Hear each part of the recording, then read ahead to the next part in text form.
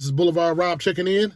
If you like the content, make sure you hit that subscribe button and make sure you hit the bell so you get notifications when I upload, and make sure you hit the thumbs up before you leave off the video. If not, just go ahead, keep it going. But anyway, let's get right into it. So Stellantis/FCA have came out, they had a big event, over the weekend, and they really went more in depth about everything that's going to go on with this new Hurricane V6. Gave some solid numbers, even miles per gallon. It even revealed the vehicle that it will go in, initially. They even talked about some of the other electric vehicles they're working on. So the way I look at this is the biggest deciding factor with this Hurricane V6 is not going to be the performance. A lot of guys buy performance cars, and if it's fast, man. People will buy it. They won't care. But the biggest deciding factor, I feel like, with the main fan base that Stellantis has right now, coming from people who drive Hellcats and RTs and Scat Packs and stuff like that, is going to be, how's this thing going to sound?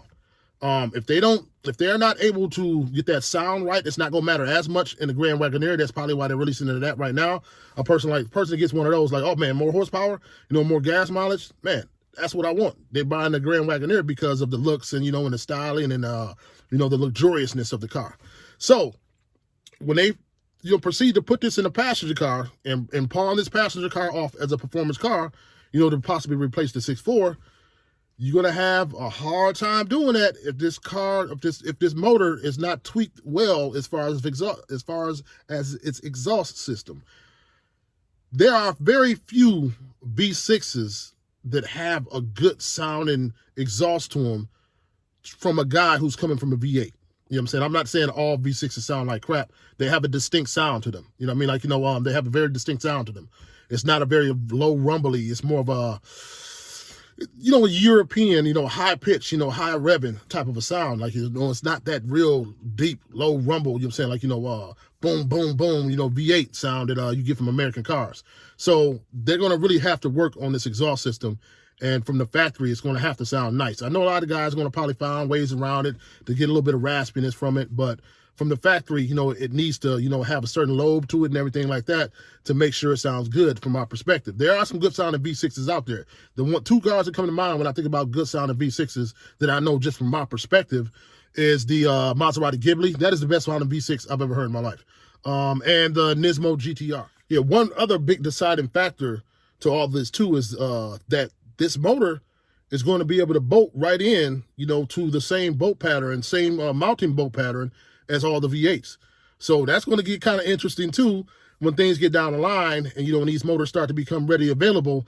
Guys going to start taking these, man, and really souping them up, man, and throwing multiple turbos on them and then putting them in older versions of Dodges, like get an older Scat Pack or something like that or something, or a base level, a SXT or something like that or something, and snatch out the 3.6, and throw in this Hurricane motor, man, to have a real good sleeper, man. It's going to get real interesting.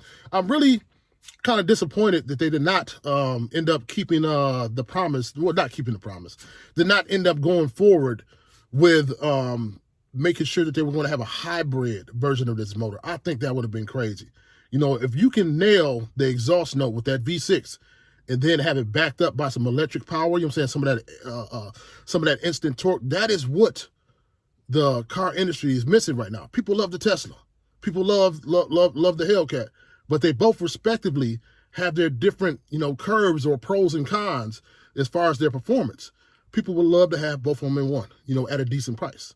So I really wish they would have, stuck with possibly come with the hybrid, and we'll see how that goes. But from what everybody is saying, it's not going to be like that. They're going to end up just going with a straight electric car for performance. And if you want straight out, all out, top of the level performance from them, it's going to have to come from their electric division, which kind of makes sense at the same time, because if you are entering into that space, you want to be able to define yourself, as being different and being able to offer something that nobody else does. But this is Boulevard Rob, man.